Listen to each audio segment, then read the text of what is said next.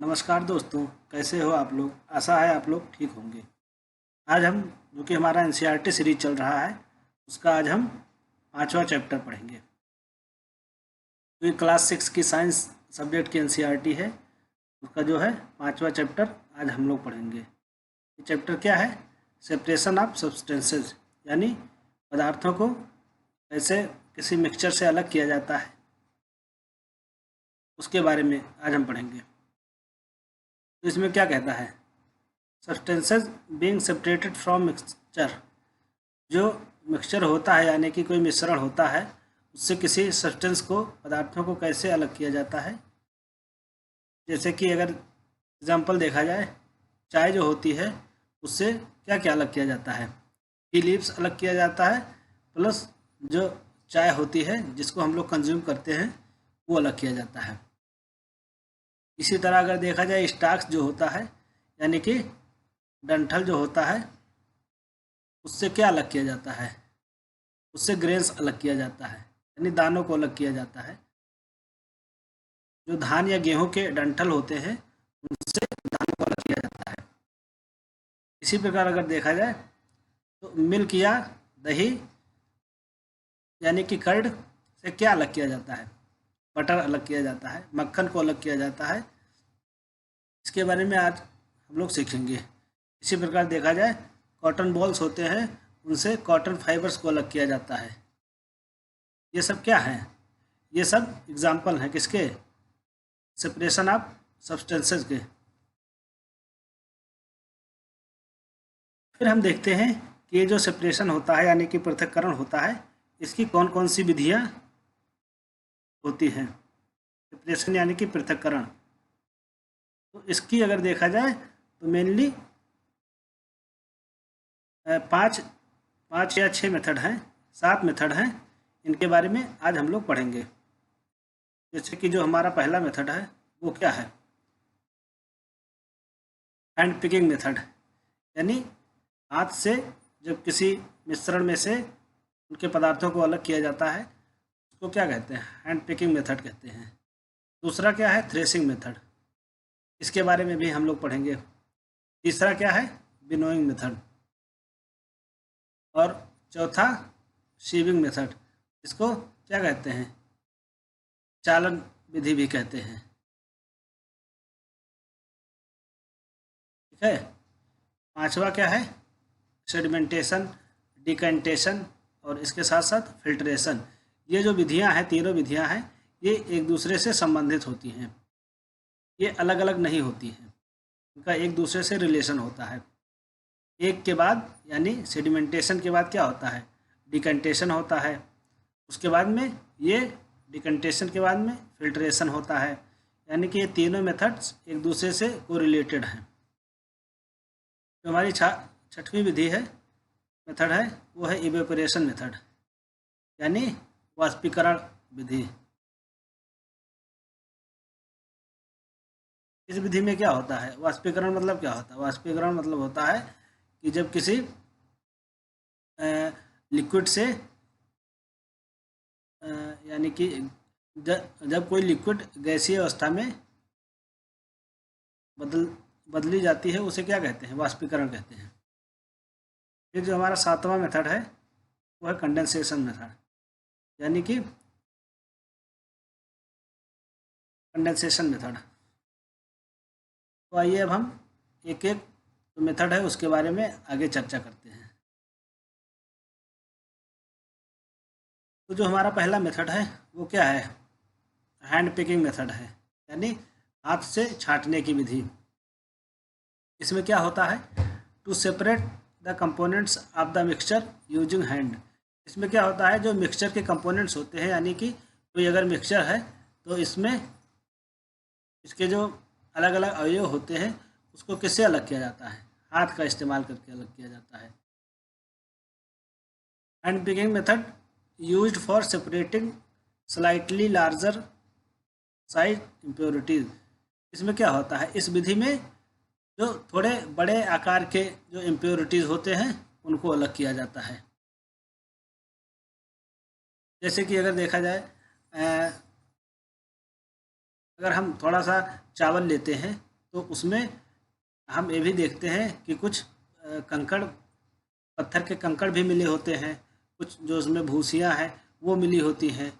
तो hand picking method से हम चावल यानी कि अनाज से कंकड़ को निकालते हैं।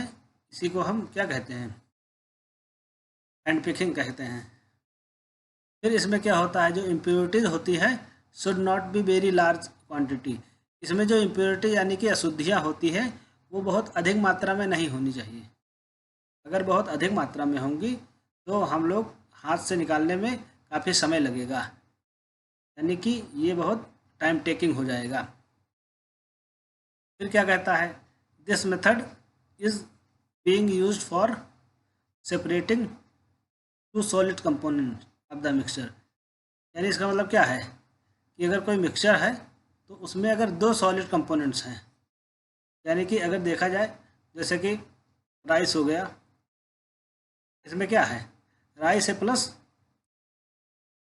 जो कंकड़ पत्थर हैं, स्टोन है, तो ये क्या है, ये राइस हो गया, सॉलिड है ये।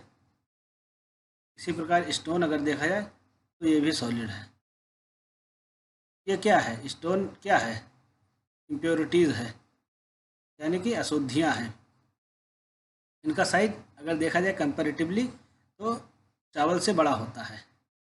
इस प्रकार हम देखते हैं कि क्योंकि इसका साइज चावल से बड़ा होता है इसलिए इसको हाथ से निकालने में आसानी होती है। फिर क्या कहता है, इसके कुछ उदाहरण दिए गए हैं यहाँ पे, जैसे कि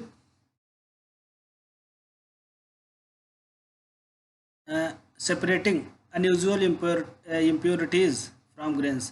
जो दाने होते हैं उनमें से जो अनयूजुअल यानी कि गैर काम वाली चीज़ें होती हैं, यानी कि अशुद्धियाँ होती है, उनको हम हैंड पिकिंग मेथड से निकाल सकते हैं। दूसरा कौन सा है, mixture of two types of fruits. जैसे एक मान लीजिए एक टोकरी हो गई, इसमें क्या है, सेब भी है, अनार भी है, और अगर देखा जाए अमरूद भी है। तो इस विधि से हम क्या करते हैं, सेब को अलग कर लेंगे, अनार को अलग कर लेंगे और अमरूद को अलग करेंगे। यानी कि इस प्रकार से हैंड पिकिंग मेथड से हम इन फलों को अलग अलग कर सकते हैं। फिर जो हमारे दूसरी विधि है, यहाँ पे फिगर भी दिया गया है कि किस तरह से हैंड पिकिंग मेथड का इस्तेमाल करके ये ग्रेन से यानी कि अनाज से जो इसकी इम्प्योरिटीज़ है इसको अलग किया जा सकता है। आप लोग देख रहे होंगे। फिर हम आते हैं हमारी जो दूसरी विधि है, थ्रेसिंग मेथड। थ्रेसिंग मेथड इसमें क्या होता है, ये कहता है कि use to separate two solid component. इसमें भी होता है कि किसी मिक्सचर के दो सॉलिड कंपोनेंट्स यानी कि जो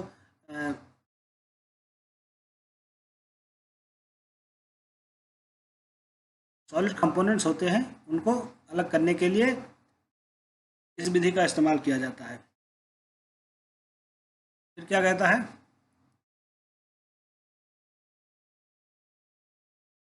to separate grain from stakes.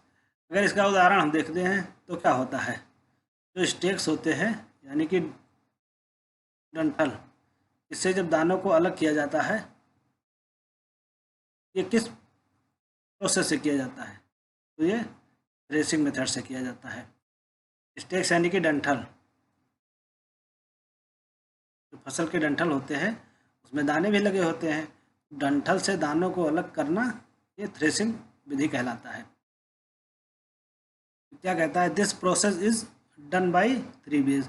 ये जो विधि है ये 3 प्रकार से की जा सकती है।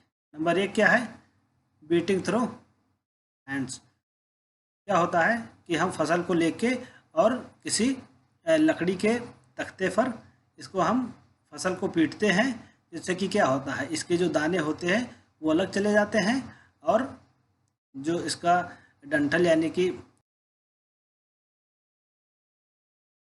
डंठल होता है वो अलग चला जाता है। दूसरा माध्यम क्या है? दूसरा माध्यम है यूजिंग बुलक्स, यानी कि बैलों का इस्तेमाल करके भी हम अनाज को यानी कि दानों को स्टाक्स यानी कि डंठल से अलग किया जा सकता है। तीसरा मेथड क्या है? मशीन के द्वारा। मशीन के द्वारा भी हम डंठल से दानों को अलग करते हैं। जैसे कि कौन सी मशीन है? मशीन है, थ्रेसर है, ट्रैक्टर है। इन सब मशीनों का प्रयोग करके हम डंठल से दानों को अलग करते हैं। क्या कहता है? This process is use to separate very small grains. इस प्रोसेस का इस्तेमाल कब किया जाता है?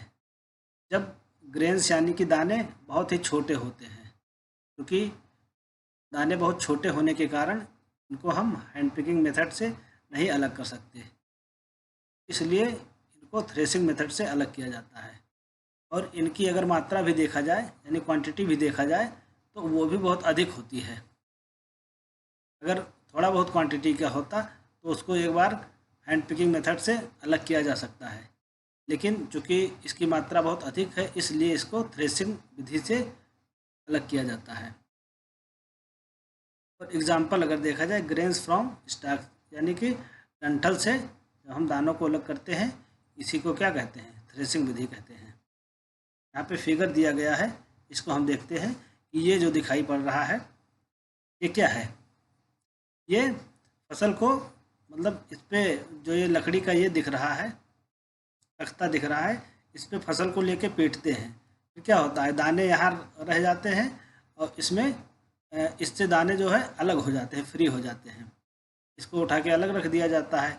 ये फिर फोडर के काम में आता है, यानी जो हमारे पास जानवर होते हैं जैसे गाय भैंस हैं, उनको चारा इन्हीं से मिलता है। फिर जो अगली विधि है वो है विनोइंग मेथड। इसमें क्या होता है? तो इसका पहले हम लोग फिगर देख लेते हैं, इमेज देख लेते हैं कि कैसे। तो विनोइंग मेथड में ये होता है, एक लेडी होती है, वो किसी ऊंचे प्लेटफॉर्म पे खड़ी हो जाती है और उसके हाथ में क्या होता है? उसके हाथ में सूप होता है। सूप में अनाज होता है जिसमें कि कुछ इम्प्योरिटीज़ भी मिली होती हैं, जैसे कि हस्क हो गया यानी कि भूसी है। फिर ये क्या होता है? ये ऊपर से थोड़ा टिल्ट करके और ये अनाज को छोड़ती है। फिर क्योंकि हवा जिस डायरेक्शन में चल रही होती है, इसमें क्या होता है? हस्क जो है ये थोड़ा मतलब लाइट होता है, लाइट वेट होता है।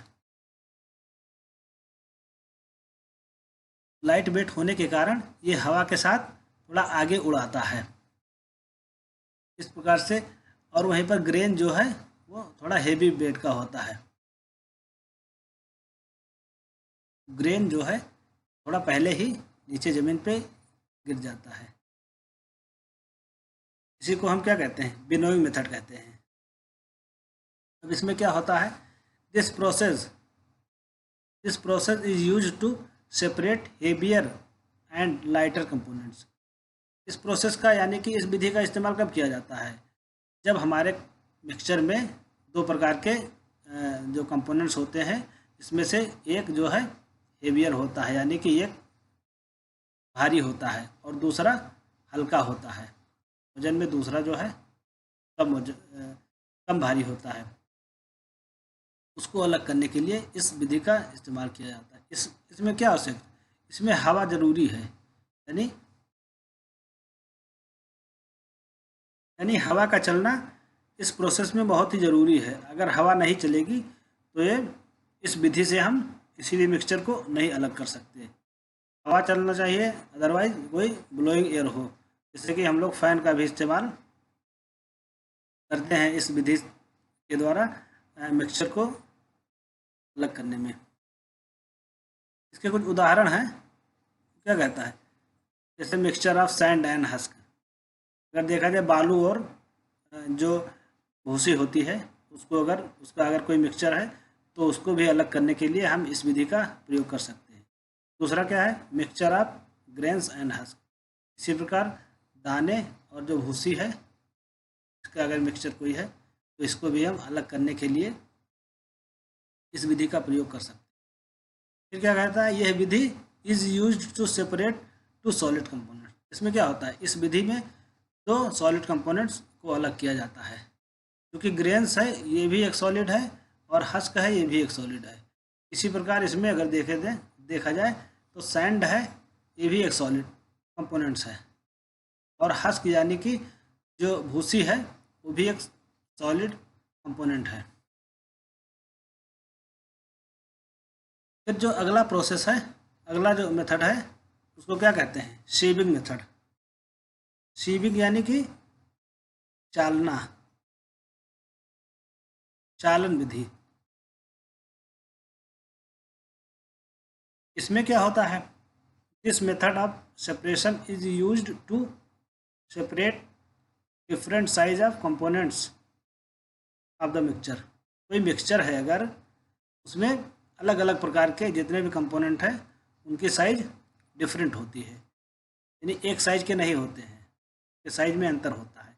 इस प्रकार के मिक्सचर से उनके कंपोनेंट को अलग करने के लिए हमें शेविंग मेथड का प्रयोग किया जाता है। जैसे उदाहरण के लिए क्या है? To separate fine flour particles from flour by using sieve, यानी कि छलनी की मदद से, जो छलनी होती है इसकी मदद से इसमें अगर हम आटा डालते हैं तो क्या होता है? आटे का जो बहुत महीन भाग होता है, यानी कि जो बहुत फाइन पार्टिकल होता है, वो नीचे गिर जाता है, और इसकी जो भूसी होती है जो कि थोड़ा साइज में बड़ी होती है वो ऊपर रह जाती है। इम्प्योरिटीज जो है ऊपर रह जाती है, छलनी के ऊपर रह जाती है। जैसे कि यहाँ दिया भी गया है, एक रिएक्शन भी दिखाया गया है। इसमें क्या होता है? जो आटा है वो सीव की मदद से, सीव यानी कि चलनी, इसकी मदद से क्या होता है? जो फाइन फ्लोर पार्टिकल्स होता है वो नीचे गिर जाता है, जो हस्क यानी ब्रैन होता है, उसका चोकर होता है, वो ऊपर ही रह जाता है। ये विधि use to separate two solid component. इसमें भी होता है कि तो सॉलिड कंपोनेंट्स को अलग किया जाता है, क्योंकि जो ये ब्रेन है यानी कि भूसी है ये भी सॉलिड है, और ये जो फ्लोर का जो मतलब पार्टिकल है, आटे का जो भाग है, वो भी सॉलिड ही है। इसलिए दो सॉलिड कंपोनेंट्स को अलग करने के लिए इसका प्रयोग किया जाता है। यहाँ पे डायग्राम में दिखाया गया है कि किस तरह ये वाला जो पार्ट है क्या है? ये फाइन फ्लोर है, यानी कि बहुत महीन आटा है, जबकि ये वाला पार्ट क्या है? यह ब्रेन है, यानी कि इसका जो भूसी होती है वो है, भूसी या चोकर जो भी कह लीजिए, वो वाला पार्ट है। इसी प्रकार अगर देखा जाए तो इसी विधि के माध्यम से बालू और उसमें जो उपस्थित बड़े बड़े कंकड़ होते हैं उनको भी अलग करने के लिए इस विधि का प्रयोग किया जाता है। ये वाला क्या है? ये है फ्रेश सैंड, यानी कि साफ सुथरा बालू है, जबकि ये जो दिखाई पड़ रहा है ये क्या है? ये है पेबल्स है, यानी कि बालू में मौजूद बड़े बड़े जो ढेले होते हैं, बड़े बड़े कंकड़ होते हैं, वो है। जो अगली विधि है वो है सेडिमेंटेशन, डिकंटेशन और फिल्ट्रेशन। ये तीनों विधियां एक दूसरे से रिलेटेड रहती हैं। इसमें क्या होता है? सेडिमेंटेशन में क्या होता है? When the heavier components in a mixture settle after water is added to it. कोई मान लीजिए मिक्सचर है, उसमें जब पानी को मिलाया जाता है तो क्या होता है? मिक्सचर में जो इम्प्योरिटीज होती है वो पानी के साथ घुल जाती हैं, और जबकि जो सॉलिड कंपोनेंट्स हैं वो उस बर्तन के नीचे यानी बॉटम में, यहाँ पे नीचे बैठ जाता है। ये वाला पार्ट जो है ये क्या है? वाटर है प्लस इम्प्योरिटीज़। इसमें पानी और इम्प्योरिटीज़ आपस में मिल जाती हैं, जबकि ये वाला पार्ट है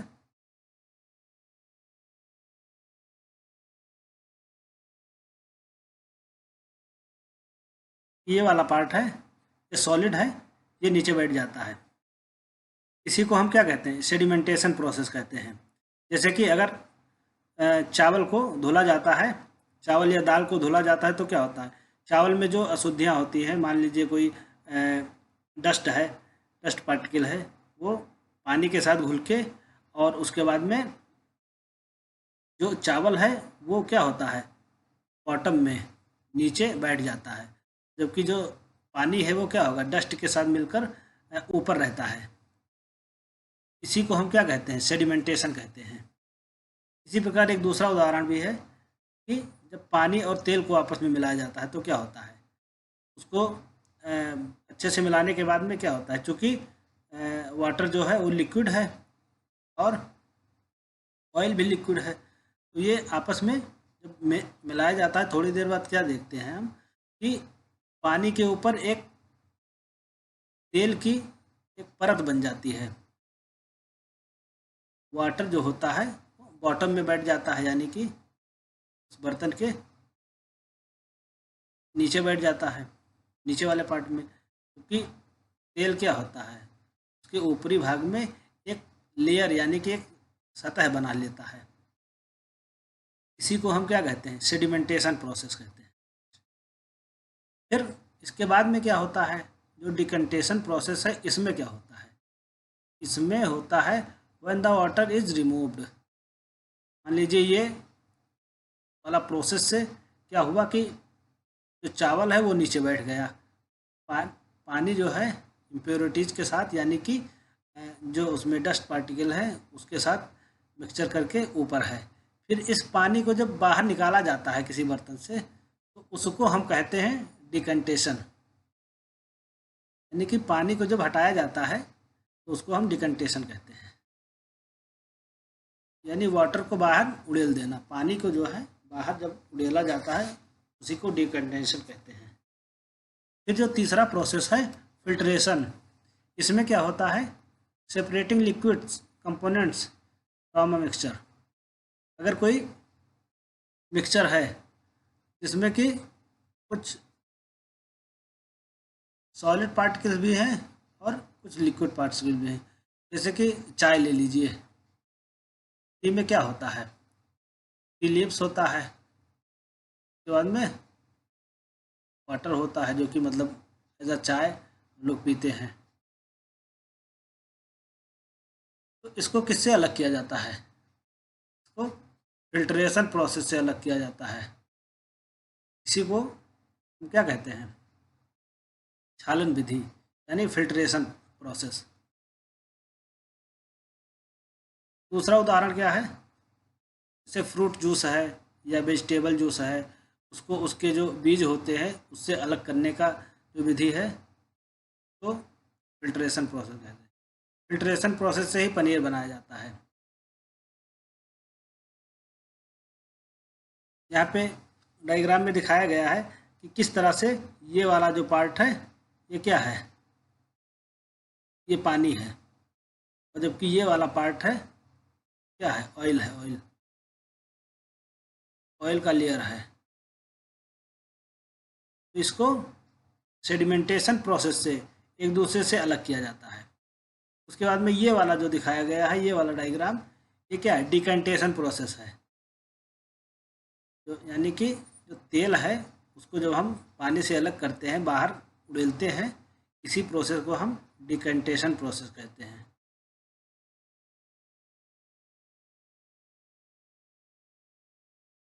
separating two components of a mixture by sedimentation and decantation. Mixture के दोनों कंपोनेंट्स को, अवयव को जब अलग किया जाता है, उसके लिए सबसे पहले सेडिमेंटेशन होता है, उसके बाद में डिकंटेशन होता है। फिर जो हमारा अगला मेथड है इवेपोरेशन मेथड, इसमें क्या होता है, इस मेथड में the process of conversion of water into vapour in the presence of heat. क्या होता है, वाटर को जब गर्म किया जाता है तो क्या होता है, ये वेपर में बदल जाता है। यानी पानी को जब हम लोग गर्म करते हैं तो ये जलवाष्प में बदल जाता है। इसी प्रोसेस को हम क्या कहते हैं? इवेपोरेशन प्रोसेस मेथड कहते हैं, यानी वाष्पीकरण विधि।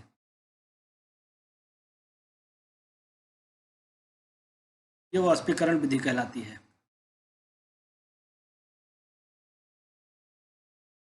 अगर एग्जाम्पल की बात करते हैं, क्या होता है? To separate a mixture of water and salt. अगर किसी सॉल्ट और वाटर के मिक्सचर को हम लोग अलग करते हैं, वाटर प्लस साल्ट का अगर एक कोई मिक्सचर है, तो इसको हम कैसे अलग करेंगे? इसको हम इवेपोरेशन मेथड से, क्योंकि इस मिक्सचर को हम सबसे पहले क्या करेंगे? हीट प्रोवाइड करेंगे, गर्म करेंगे। इससे क्या होगा? वाटर जो है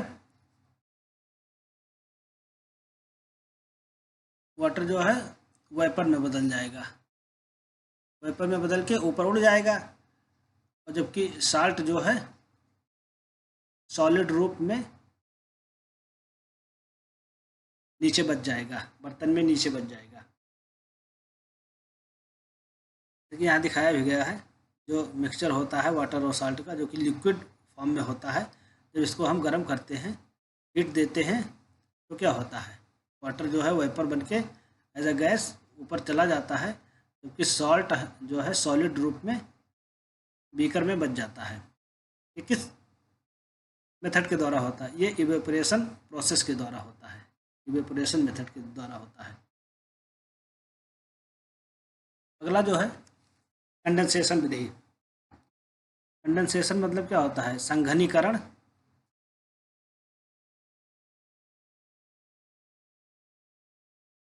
विधि।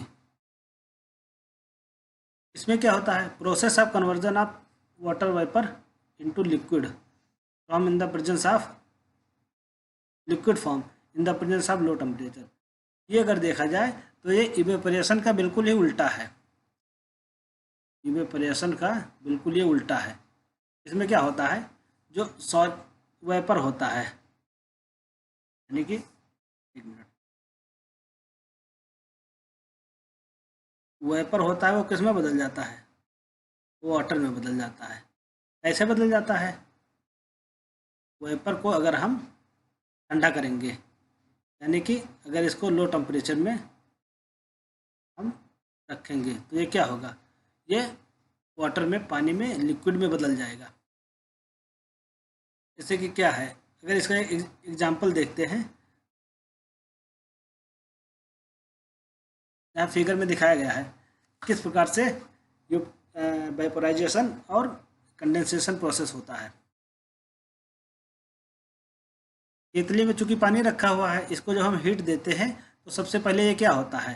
ये पानी जो है वेपर में बदल जाता है, भाप में बदल के बाहर निकलता है, यानी कि गैस में बदल जाता है। फिर क्या होता है? अगर इसके ऊपर कोई हम ऐसा सिस्टम सेट करते हैं कि जहाँ पे इसको मतलब इसका टेम्परेचर हम डाउन कर सकें, उसके लिए क्या है?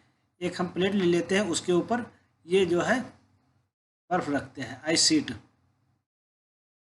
शीट रखते हैं। फिर क्या होता है? ये वेपर यहाँ पे जाके और ठंडा हो जाता है। ठंडा होने के बाद क्या होता है? यहाँ पे क्या होता है? यहाँ पे कंडेंसेशन प्रोसेस होता है। कंडेंसेशन प्रोसेस से क्या होता है? फिर ये जो वेपर है ये लिक्विड में कन्वर्ट हो जाता है, और पानी के रूप में, बूंद के रूप में ये बीकर में इकट्ठा हो जाता है। ये वाला जो प्रोसेस है ये है इवेपोरेशन प्रोसेस।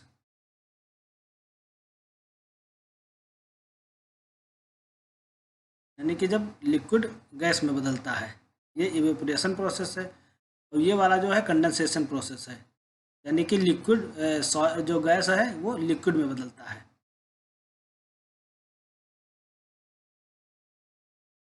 हम देखते हैं कुछ ऐसी विधियाँ होती हैं, कुछ ऐसे मिक्सचर होते हैं जिनके कंपोनेंट्स को अलग करने के लिए किसी एक विधि का सहारा न लेकर, बल्कि इसके अलावा भी हम कई विधियों का सहारा लेते हैं, कई मतलब मेथड का सहारा लेते हैं। जैसे कि अगर देखा जाए, ये mixture of sand and salty water, जो नमकीन पानी होता है, और अगर उसमें हम बालू को मिला देते हैं, फिर क्या होता है? तो इस प्रकार के मिक्सचर को अलग करने के लिए, इसके कंपोनेंट्स को अलग करने के लिए हमें सबसे पहले क्या, फिल्ट्रेशन प्रोसेस से गुजरना होगा। इसमें क्या होगा, इस मिक्सचर में अगर हम फिल्ट्रेशन करते हैं, यानी कि अगर इसको हम छानते हैं तो इसमें सैंड अलग हो जाएगा, यानी बालू अलग हो जाएगा, और जो नमकीन पानी है ये अलग हो जाएगा।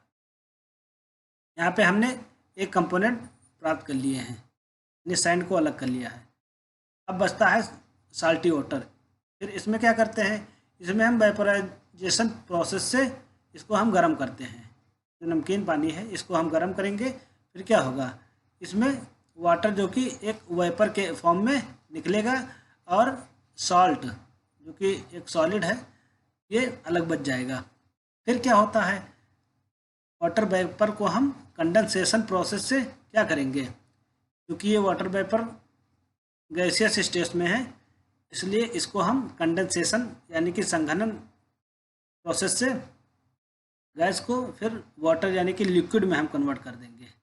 इस प्रकार से देखते हैं कि जो ये मिक्सचर है इससे हमें क्या क्या मिला। इससे हमें मिला सैंड मिला जो कि सॉलिड है, वाटर मिला जो कि लिक्विड है, और इसके अलावा हमें क्या मिला, साल्ट मिला जो कि सॉलिड है।